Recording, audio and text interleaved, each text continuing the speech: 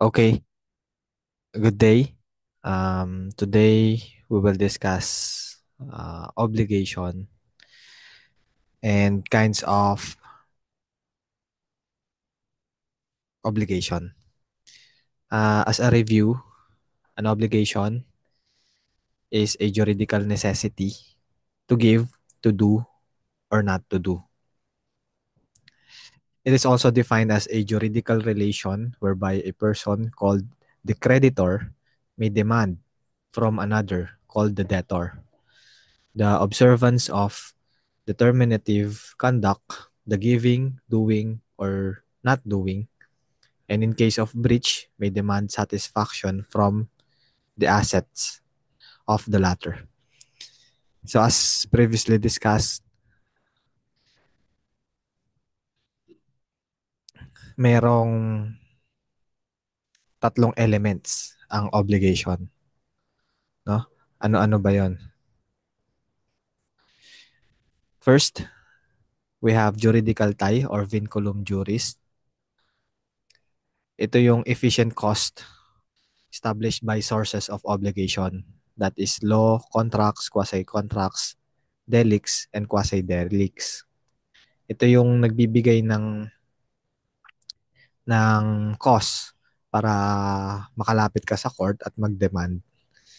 Kung hindi siya arising from the sources of obligation, you cannot demand, no, sa court.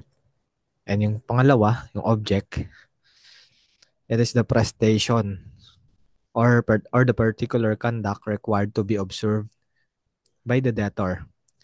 Yan. That is to give, to do, or not to do. Yan. So yung object, yun yung prestation. To give, to do, or not to do.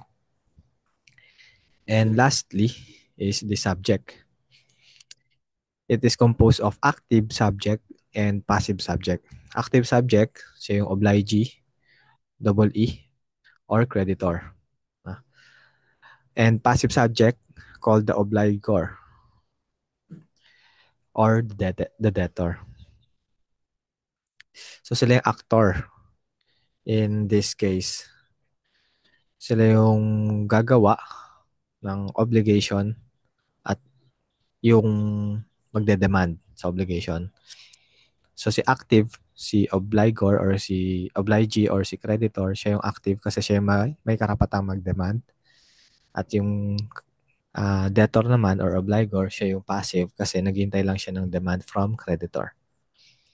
Okay? Just remember these elements kasi important yan, no? Okay. What are the sources of obligations?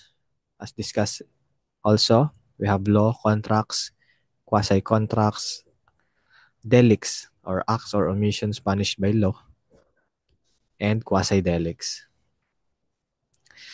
So, some examples of sources arising from law is the payment of taxes. It is provided under the National Internal Revenue Code or the tax code.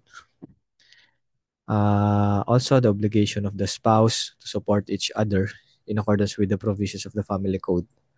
Yan yung support sa family code. Yan yung example ng sources arising from law.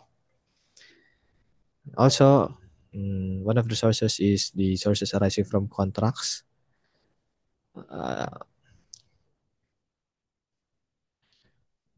Umulit. Pero hindi yan yung hindi yan yung examples. Basta ang contracts ay kung ano yung nakasulat, it forms part of the law of the contracting parties. No? So, kung ano yung nakasulat. So, we go to quasi-contracts. An obligation arising from quasi-contracts, we have an example, negotiorum gestio or solutio in debiti. Under negotiorum gestio, ito yung, in essence, ito yung nag-manage ka ng property ng iba voluntarily without their consent. So, there's a quasi-contract na nabubuo kapag nag-manage ka ng abandoned property ng iba nang walang consent nila at nag-benefit sila. This is to prevent yung unjust enrichment nga na tinatawag. Ganon din sa soluso indemnity. Kunyari, naka-receive ka ng payment uh, by mistake, ang kailangan mong gawin is ibalik. That's their obligation because otherwise, you will unjustly enrich yourself. Okay? So, ayan, yun is a negotiatum gestio. It is a juridical relation which arises when a person voluntarily takes charge of the agency or management of another's abandoned or neglected property without the owner's authority. Okay? Ang essential elements lang dito is that it must be done in good faith. No? So, dapat in good faith yan na may a person voluntarily takes charge of the agency or management of another's abandoned or neglected property without the owner's authority. So, yun yung elements. It must be done in good faith. For example, for his mental health, X left his fish fund and went to Europe for a 14-day vacation. Y, seeing the fishes ready for harvest, harvested the same and sold them to Z. Y borrowed from Bank B to prepare the fish fund for the next batch. Is there negotiarum gestio between X and Y? So, nagbakasyon lang. So, babalikan natin yung elements ng negotiarum gestio. A person voluntarily take charge of the agency. Present yan. Abandoned or neglected property. Present ba? Nagbakasyon lang, tama. So, hindi pa siya inabandon. Without the owner's consent, present. Is it in good faith? Probably. But the second element, which is the abandoned or neglected property, is not present in this case. Okay? So,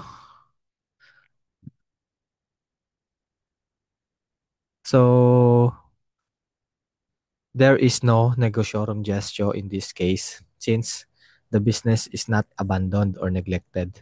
X merely left the business for vacation and will presumably have intention to return. So in this case, there is no negotiarum gestio. Okay? Another example. In fear of reprisals, X left his fish fund and went to Europe without any intention of returning. Y, seeing the fishes ready for harvest, harvested the same and sold them to Z. Y borrowed from B Bank to prepare the fish fund for the next batch. Is there negotiarum gestio between X and Y? And if yes, what will be the consequences of the same? In this case, there is a negotiarum gestio. Y lawfully, voluntarily, and unilaterally took over the business of Y, of X, that was abandoned slash neglected. And there is created juridical relation between them where X is obliged to provide compensation to Y. Because if not, X will unjustly enrich at the expense of Y. So dito, meron daw negotiarum gestio. So dahil hinarvest ni Y yung mga isda at binenta, so dapat si X bayaran niya si Y sa kanyang trabaho. Otherwise, mag-enrich siya si X at the expense ni Y. As to the officious manager or the gestor, Y can validly enter to contracts in relation to the business, such as sale to Z and the loan with B Bank.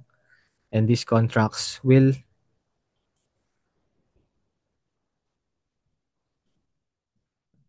wait lang will likewise be binding to X. So, since siya yung manager, so yung contracts na inenter Y para mabenta yung fish at makapanghiram sa bangko is binding kay X kasi nga may implied na agency or dahil nga sa quasi-contracts. Okay? Example naman ng solutio indebiti. Ano ba yung solutio indebiti?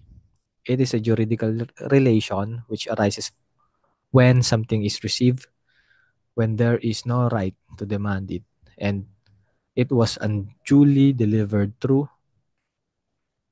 mistake. Okay?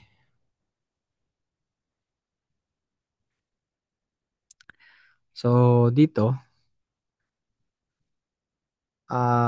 nagkakaroon ng solusyon in debiti kapag may natanggap ka through mistake na hindi mo dapat natanggap. Tama? Example, X deposited 10,000 in favor of A, but the bank mistakenly credited 1 million to the account of A. Is A obliged to return the excess? Can the bank collect the excess payment to A?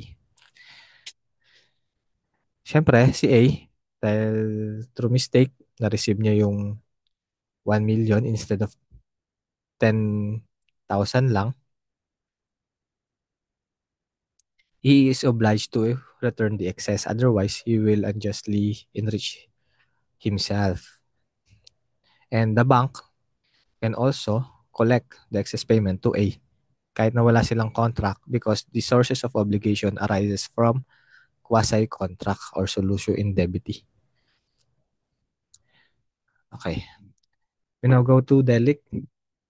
Sa delict naman, ang example dito ay yung case. In a criminal case, merong dalawa lagi. May civil aspect sa criminal aspect. Criminal aspect, ang effect ay pwedeng makulong. At sa civil aspect naman, yung damages or yung civil liability nung nakakommit ng crime.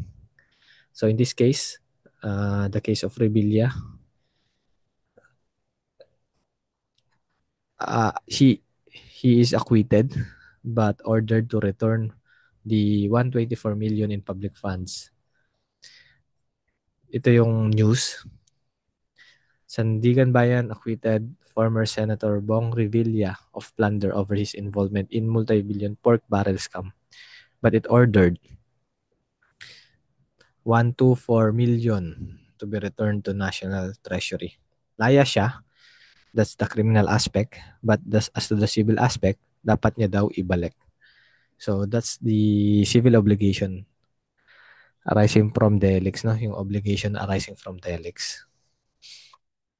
An acts or omission punishable by law are felonies. Karamihan dyan nasa revised penal code.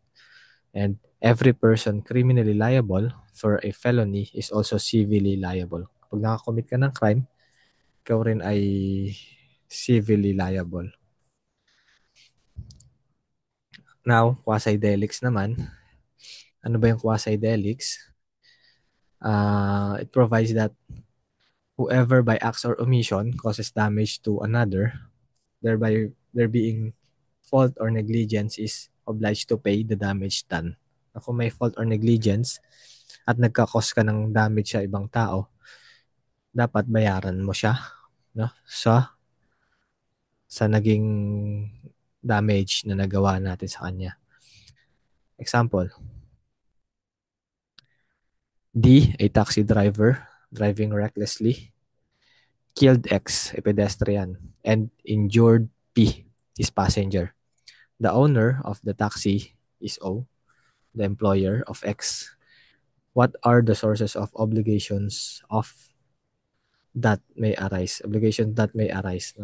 Ano yan? So as to part of D, the driver, his liability will be as to X, the pedestrian, sources arises from delict, that is reckless imprudence resulting to homicide. Meron din siyang quasi-delict since all the requisite for quasi-delict are present. No? there is a negligent which cause injury to another person.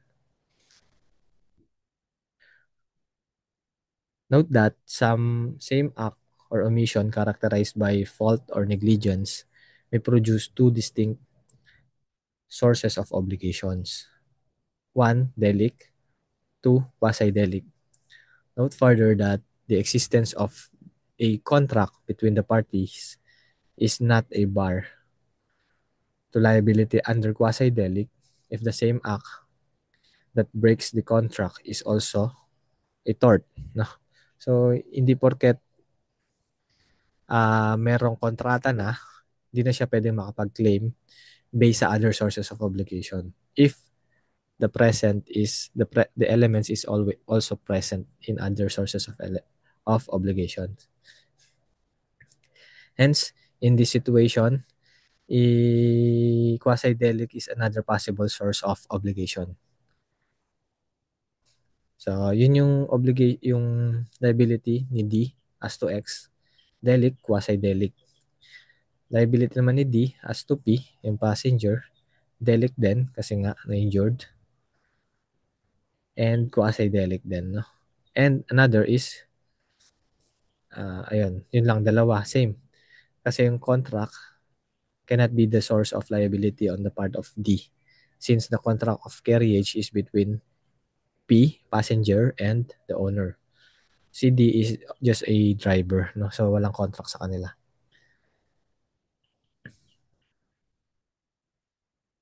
How about on the part of O, the employer or owner? His liability will be as to X, the pedestrian, delict, no? Delict, and quasi-delict. As to P, the passenger, the same, delict, quasi-delict, and but this time, meron na ring contracts. Kasi siya yung owner. May contract of carriage.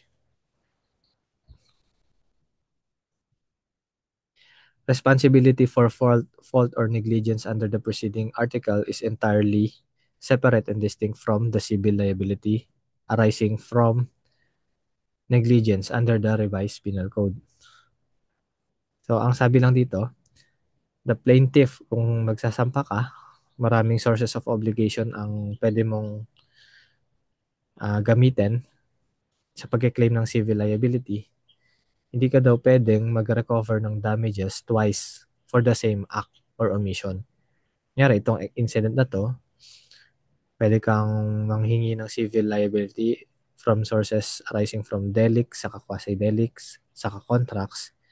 Pag nakakuha ka na dun sa isa doon, hindi ka na pwedeng kumuha sa ibang sources of obligation. Otherwise, it will be tantamount to unjust enrichment kasi nakakuha ka na sa isang source of obligation at yung act or omission ay parehas.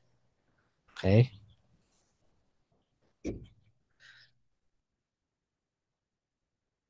So, that's the introduction no dun sa definition ng obligation sa kanong sources of obligation as we discussed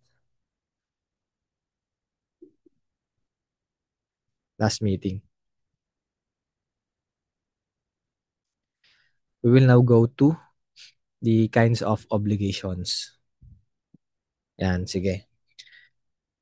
As to the perfection and extinguishment, meron tayong pure obligation or the obligation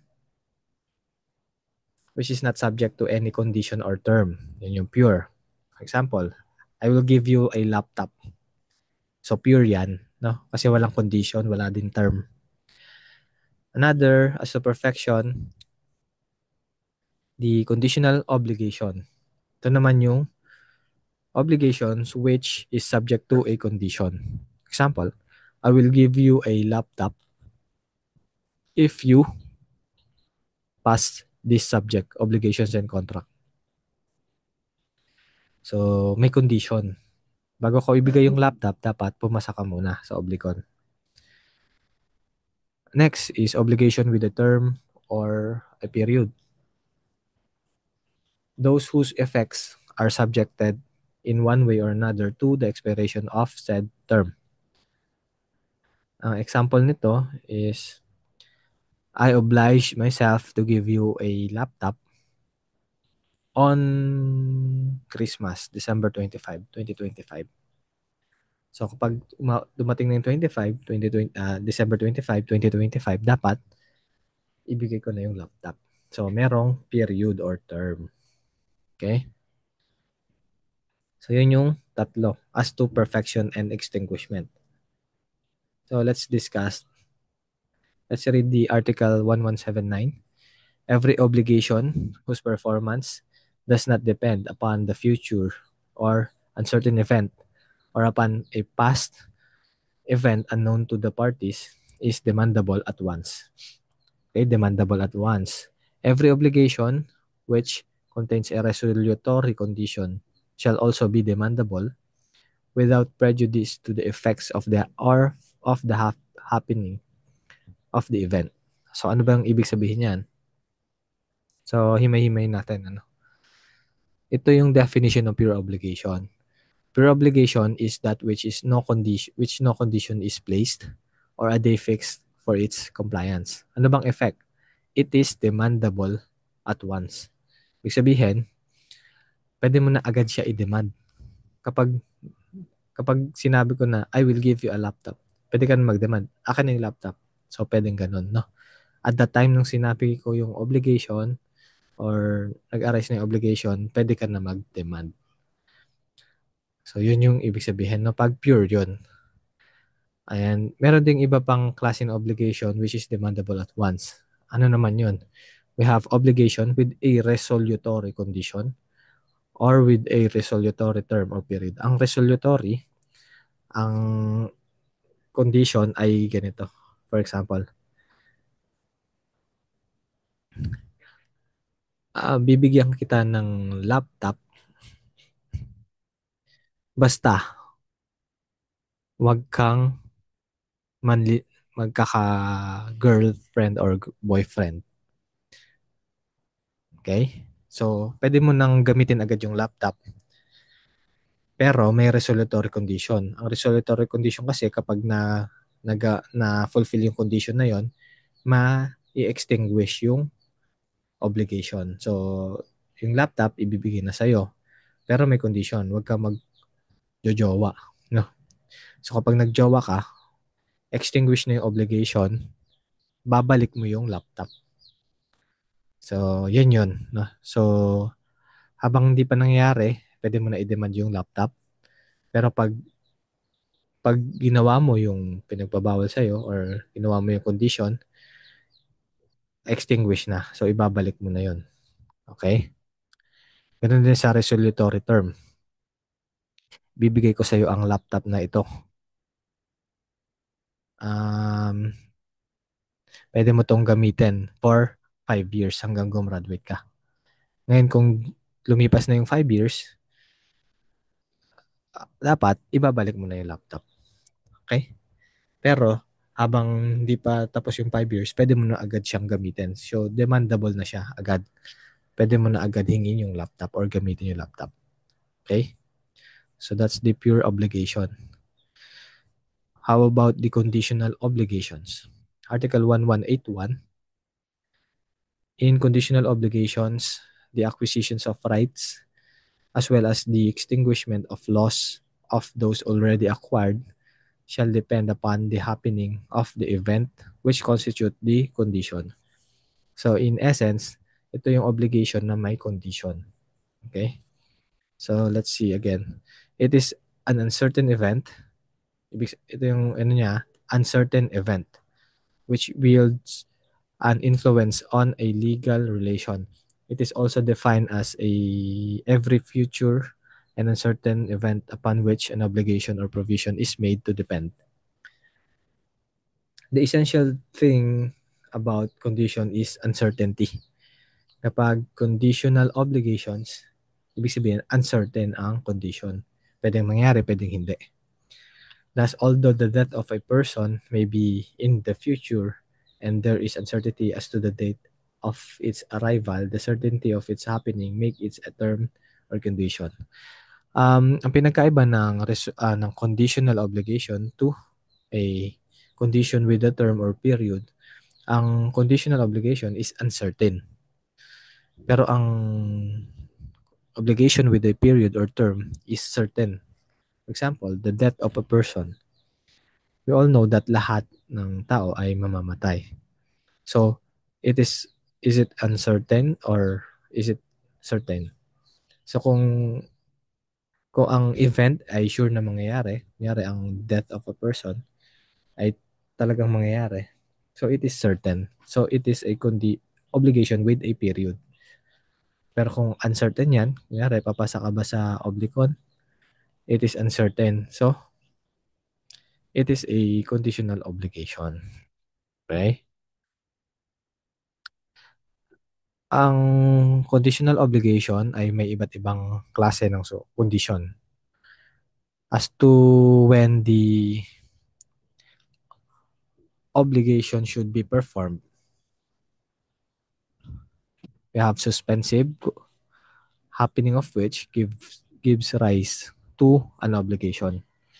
And resolutory, ito yung discuss natin kanina, the happening of which extinguishes an obligation. So, anong pinagkaiba? Yung sa suspensive, pag nangyari yung obligation, saka lang, pag nangyari yung condition, saka lang mag-a-arise yung obligation. Pero sa resolutory, uh, meron na agad obligation. Pero kapag nangyari yung condition, may extinguish ang obligation. Example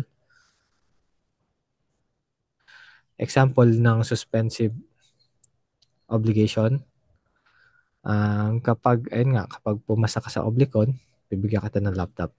So, suspensive yun. So, di mo pa mahawak yung laptop ngayon kasi nga kapag pumasa ka pa. Kapag di ka pumasa, wala. Pag pumasa ka, bibigay yung laptop. On the other hand, kapag resolutory naman, ibibigay ko tong laptop sa'yo. Basta huwag kang magjojowa. Ngayon, pwede mo nang gamitin yung laptop kasi hindi ka pa nagjojowa. Once na magjowa ka, extinguish na yung obligation. So, dapat, ibalik mo yung laptop dun sa nagbigay. Kasi, resolutory condition yon. Kaya lang binigay sa'yo yun kasi wala kang jowa. Ngayon, kapag nagjowa ka, kailangan mo siyang ibalik. Okay? So, that's the obligation ng debtor sa creditor. So, anong mangyayari during the pendency of the condition? Sa suspensive, no obligation yet on the part of the debtor. No right yet on the part of the creditor. No? So, habang hindi pa nangyayari yung obligation, wala pang obligation yung debtor at wala ring right yung creditor. Okay? Kasi nga, hindi pa nangyayari yung condition. Ngayon, kung sa suspensive condition na fulfill, effects of fulfillment of suspensive condition. Ngayon, na-fulfill na. Kunyari, na-fulfill. The happening of the suspensive condition gives birth to the right of the creditor or to the obligation of the debtor. Ngayon, kunyari, pumasa ka sa oblikon, gaya na example kanina, dun lang mag-a-arise ang obligation. Ngayon, pwede nang mag-demand si creditor at pwede mo nang i-oblige si debtor. Okay? As to the retroactivity in obligation to give, once the suspensive condition is fulfilled, the effects of a conditional obligation to give retroacts to the day on which the obligation was constituted. Kunyari, sinabi ko ngayon, if you pass kunyari ngayon, sinabi ko, December 8, that I will give you a laptop when you pass the obligation and contract subject. Next year, mga April, pumasa ka na. Kailan nag-arise yung obligation? April ba? Or ngayon? So, pag nangyari na yung obligation, ang sabi ng batas, it arises from kung kailan ko sinabi, which is ngayon, December 8, 2025.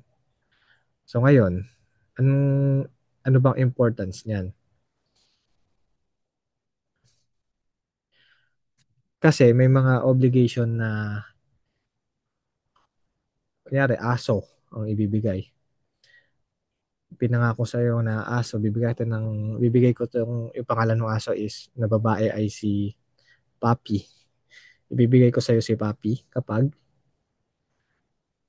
pumasa ka ng oblikon. Ngayon si Papi, syempre,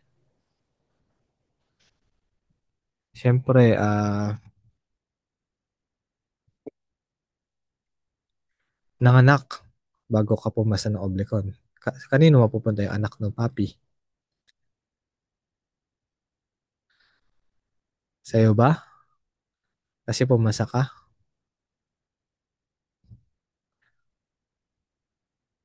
Or dun sa nag sa sa debtor? So it depends, ano? Ganito. Sabi dito, in the obligation which imposes a reciprocal prestation. Ibig sabihin, magbabayad. Kunyari may bayad ngayon. Reciprocal. Parang magbabayad ka, ibibigay sa'yo yung item. So, reciprocal yon. Yung fruits and interest during the pendency of the condition, during the pendency na hindi pa nangyaring condition, are deemed to have been mutually compensated. So, mutually compensated. So, wala na interest sa payment at wala na ring hindi mo na rin ibibigay yung fruits. Ngayon, on the other hand, for example, ito nga, bibilin. Bibilin ko yan kapag pumasa ka. Bibilin ko yan ng 50K, yung aso mo, si Papi, kapag pumasa ka ng oblikon. Ngayon pumasa ka ng oblikon, so bibilin ko na yung Papi. Syempre, yung obligation arises from kung kailan ko siya sinabi. Eh, parang ilang buwan ang lumipas. So, dapat nag-i-interest na yung price. So, dapat lumalaki. Tama? Ngayon, yung aso naman, lumaki rin, tapos nanganak pa, dumami. So, may fruits yung aso. So, ang sabi ng batas, yung fruits ng aso at yung interest ng payment ay deemed compensated or deemed to have been mutually compensated.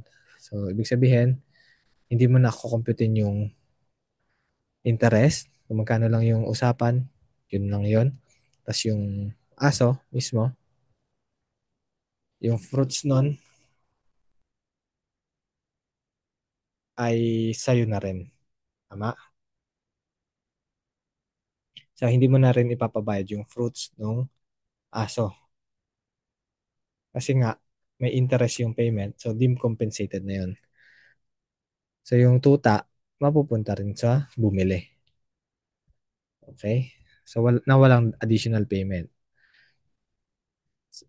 On the other hand, in unilateral obligations, the debtors owns all the fruits and interest received up to the day the condition is fulfilled, unless by nature and circumstances of the obligation, it should be inferred that the intentions of the persons constituting it was different. So kapag unilateral naman, yung debtor ang unilateral, yung walang kapalit or ikaw lang ang nagsabi. Yun nga, ibibigay ko yung si Papi pag pumasa ka ng oblikon. Ngayon, pumasa ka, nanganak nga yung Papi. So, yung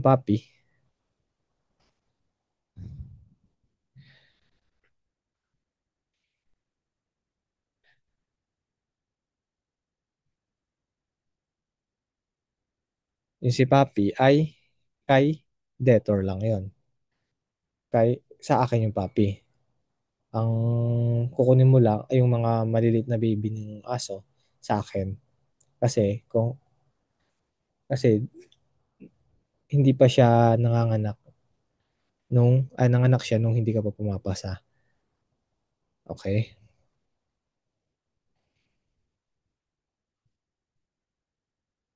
Unless may usapan talaga na kasama ang mga anak niya, if ever. So, depende rin sa usapan. Kung kasama talaga yung puppies, then kasama siya.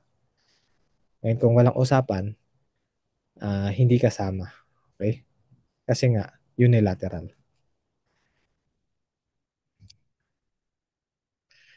On the other hand, in obligation to do and not to do, the court may in each case determine the retroactive effect of the condition. So, bahala na si court kapag sa resolutory.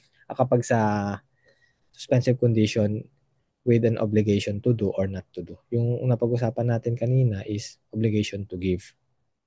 Okay? Kinds of obligation, suspensive,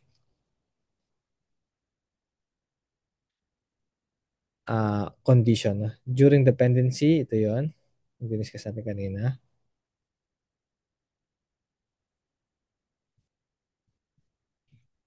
Okay, sige. Ito yung na-discuss natin kanina. During dependency of condition, no obligation yet on the part of the debtor. No right yet on the part of the creditor.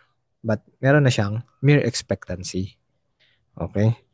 So, pwede niya i-protect yung right niya na kahit hindi pa nangyayari, pero meron siyang expectancy on that rights. Kasi, for example, ibibigay ko sa iyo yung aso kapag pumasa ka ng obligon. Ngayon, hindi pa tapos yung term, nung January or February, midterm or finals nyo pa lang, binenta na yung aso. So, pwede mo yun pigilan kasi meron kang expectancy doon sa aso na kapag pumasa ka, mapupunta sa'yo. Kasi pag binenta na yun, wala na. Okay? So, pwede mong pigilan yung pagbenta. Okay? Or kung ito ay lupa yung ibibigay sa'yo, pwede mong ipa-annotate doon sa Register of Deeds na ikaw ay may expectancy on that lupa para hindi siya mabenta sa iba. Okay? Effects of the fulfillment of suspensive condition. The happening of suspensive condition gives birth to the right. No? So, yun yung effect. At yung retroactivity, yun nga yung na-discuss natin. Retroactivity ng fruits and ng, ng mga interest. No?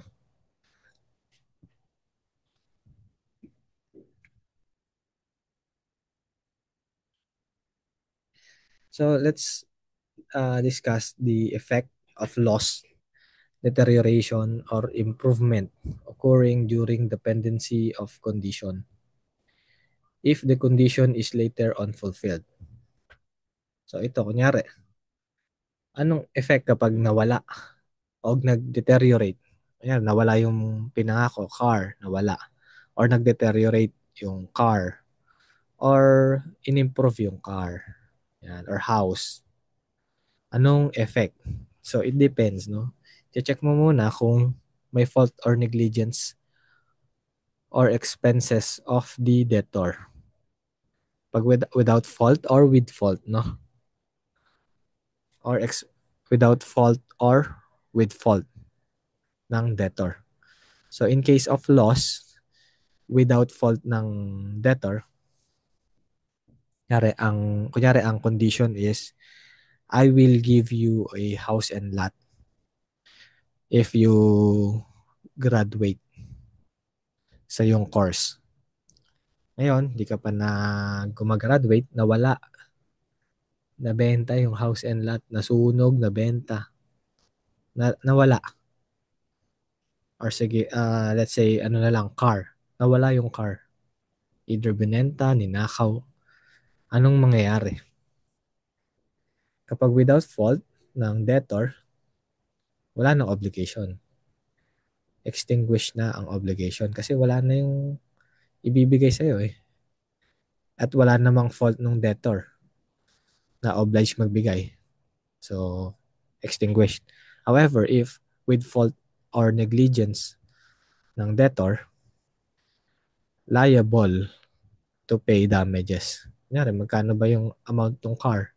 So, pwedeng gawin na lang damages yon, pera na lang ang ibibigay sa'yo. Kasi nga, wala na yung mismong object. So, ganun, no? Pag lost. How about kapag nag-deteriorate? Paano naman kapag nag-deteriorate yung car? Yung pag nag-deteriorate, pag without fault ng debtor, ang impairment should be bore by the creditor. Kunyari, naluma yung kotse. Siyempre, naluma naman talaga yung kotse. So, by natural sequence of events, naluluma at wala namang kasalanan si debtor.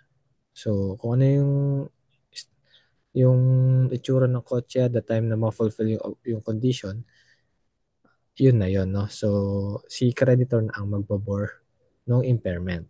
However, if with fault or negligence ng debtor, kung bakit nag-deteriorate yung kotse, kunyari, sinulatan niya, nagasgasan niya, pinangkarera niya, nabutas yung gulong, ah kasalanan ng debtor, kasi alam niya, malapit na gumraduate, so ginamit-gamit niya na, inabuso niya yung kotse, so nag-deteriorate. With fault yun, with fault of debtor. So ngayon, ang creditor ngayon, pwede siya mamili. Either rescission of the obligation plus damage, i- i-cancel na yung i-rescind na yung contracts, yung obligation, tapos humingi na siya ng damage kasi nga nag-deteriorate na eh. Okay, di rescinded na yung contract. Putulin na natin yung contract. Tapos bigyan mo ko ng damage kasi wala na rin naman. Baka pagdating ng graduation ko, wala na, sira-sira, wala na akong mapakinabangan sa car. So yung unang choice ng creditor. Pangalawang choice is specific performance plus damages. Pwedeng i-ask mo yung creditor, ay yung debtor na pagandahin mo ulit yan, balik mo yan sa dating condition. Plus, bigyan mo ko ng damages. So, yun yung option ayun yung pwedeng makuha ni creditor. Creditor. Pipili siya ng isa dyan, rescission or specific performance plus damages. Gets? On the other hand, as to the improvement, kunyari naman, yung kotse in-improve, pinalitan yung mga parts ng mas mataas na quality. Without fault ni debtor, yung improvement, ma-enjoy yun ni creditor. Without fault, ano. Kapag naman, at the expense of the debtor. Without the expense of the debtor, yan pala. Ito yan, without the expense of the debtor. Yung improvement, ma-enjoy ni creditor yan. Kapag with the expense of the debtor, ma-enjoy pa rin ni creditor, pero yung gamit lang. Usufructory. Para kasi kapag sa lupa, pwede, parang paggamit lang sa'yo yung mga accessory. Ngayon, kung pwedeng tanggalin yung accessory, pwedeng kunin yun ni debtor. Kasi ang parang pahiram lang sa yung mga accessory. Even if in case detachable. And kung hindi pwede, kay creditor na mapupunta yan. Okay? So, another kinds of condition. Ito, familiarize yourself na lang sa mga kind of condition as to whom or where it depends. May mga condition na nakadepende upon the will of one of the parties. Yari, ako, bibigyan kita ng kotse kapag sumayaw ka sa labas. So, ang condition nakadepende sa isa sa parties. So, yun yung potestative ang tawag. Casual depends on chance, including the will of a third person. Kunyari, bibigyan kita ng kotse kapag tumama ako sa loto. So, depends on chance. Or kapag si third person nanligaw kay D, okay? Yung third person na C nanligaw kay D. So, hindi siya kasama sa contract. Ang contract ay A at B lang, pero yung condition nakadepende kay C kapag nanligaw siya. So, casual yon, no? Ngayon naman, kapag mix, partly depends on the will of the party or partly on chance, no? So, ganun. Samahin mo yon kapag sumayaw ka sa labas at si C naligaw kay D. So, yun yung mix. Okay? As to capacity to be performed in parts, if divisible and indivisible. If by its nature, by agreement or under the law, it can be performed in parts, that is divisible. Ngayon, kapag indivisible, cannot be performed in parts. Ito, pwede itong nakasulat sa contracts or kung nakasulat sa contracts na indivisible siya, so hindi mo siya pwedeng i-deliver by parts. Ngayon, kung divisible, so pwede. So, yun lang yun. Yung part of mode of delivery. Kapag indivisible, dapat whole mo siyang i-deliver. Kapag divisible naman, pwedeng whole, pwedeng by parts mo siyang i-deliver.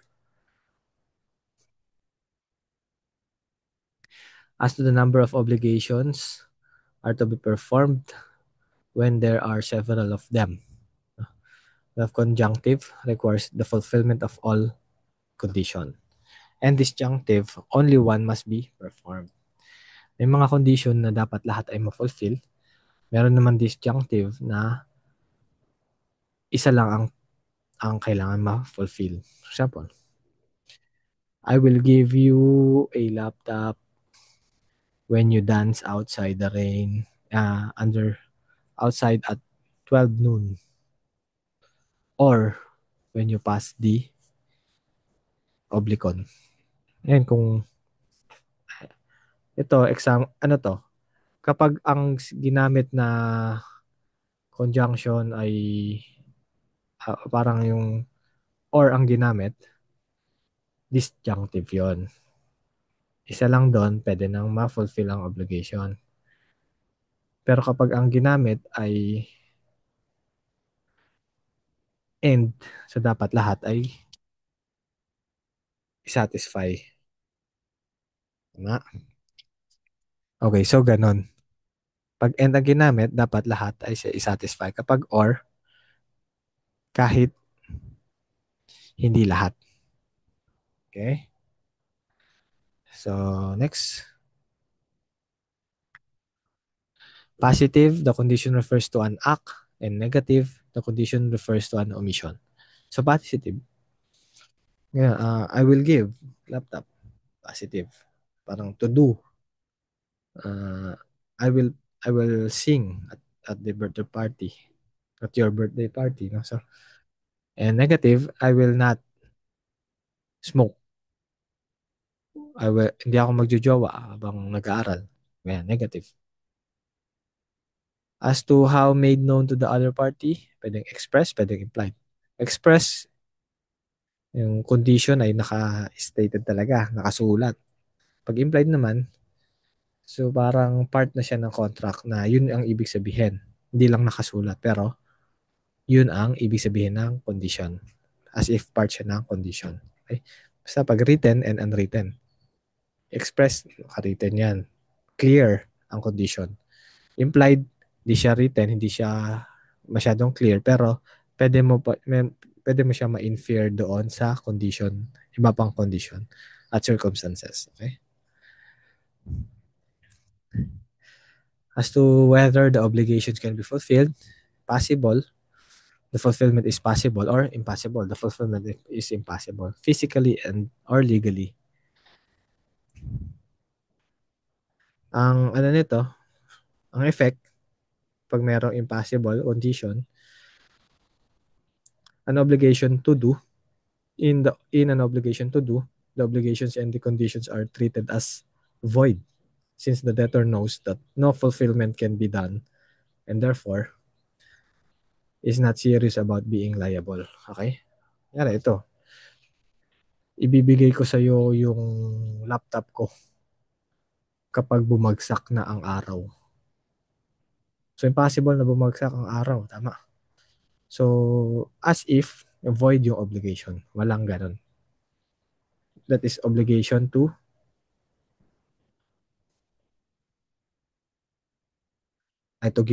give yun, ano. Pero kapag to do pala, ito, example ng to do. Um, sige, magpapadrug test ako kapag nabigay mo sa akin ang buwan. So, as if hindi yun totoo. Kasi nga, imposibleng makuha mo yung buwan at mabigay mo sa akin. So, hindi talaga ako serious about uh, my prestation na magpa-drug test, no? So, ganun. However, in obligation not to do, yun ay sa to do yun, na. Ito naman, kapag obligation not to do, if the condition is negative, the impossible conditions can just be disregarded and the obligation remains. For example, hindi ako magjojowa kapag binigay mo sa akin ang buwan. So, as if walang condition pag ganun. Kasi nga, obligation not to do yun. Pero kung obligation to do yun, magjojowa ako kapag binigay mo sa akin ng buwan. As if wala yun. Void yung obligation. Pero kapag not to do, hindi ako magjojowa kapag binigay mo sa akin ng buwan. Deemed pure obligation siya. Parang as if yung condition ay wala. So, ibig sabihin, hindi siya magjojowa. Ganun.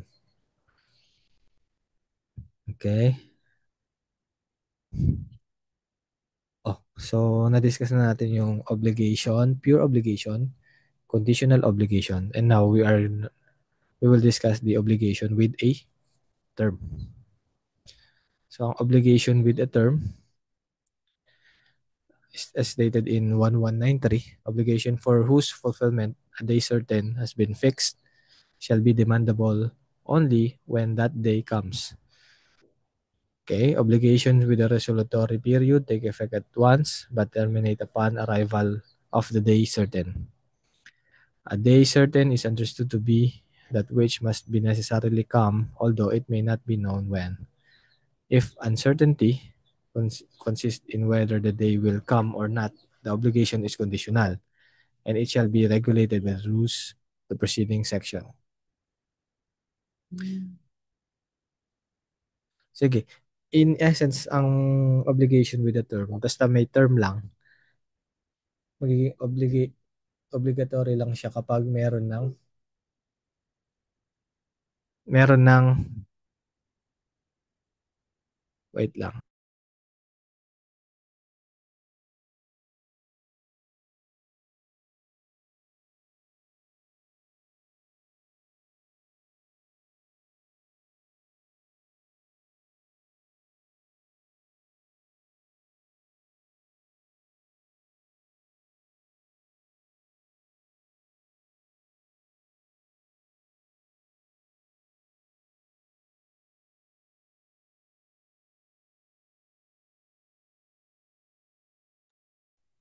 Okay,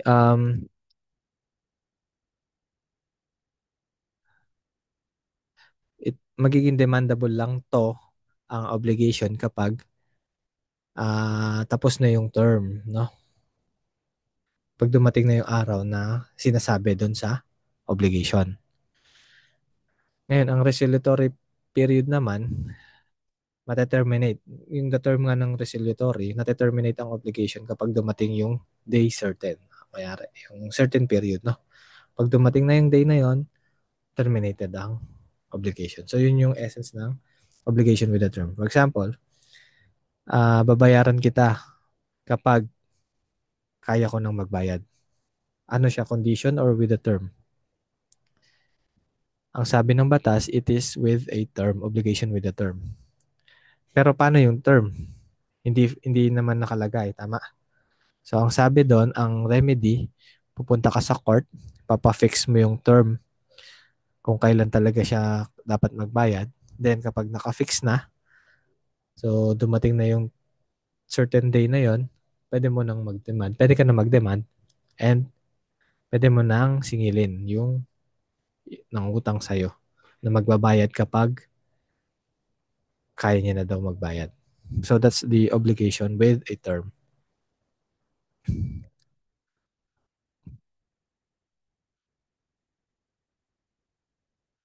Um, Sige, hanggang dito lang muna.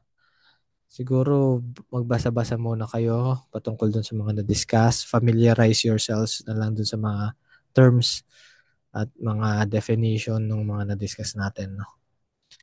Um, yeah, that's it. Thank you.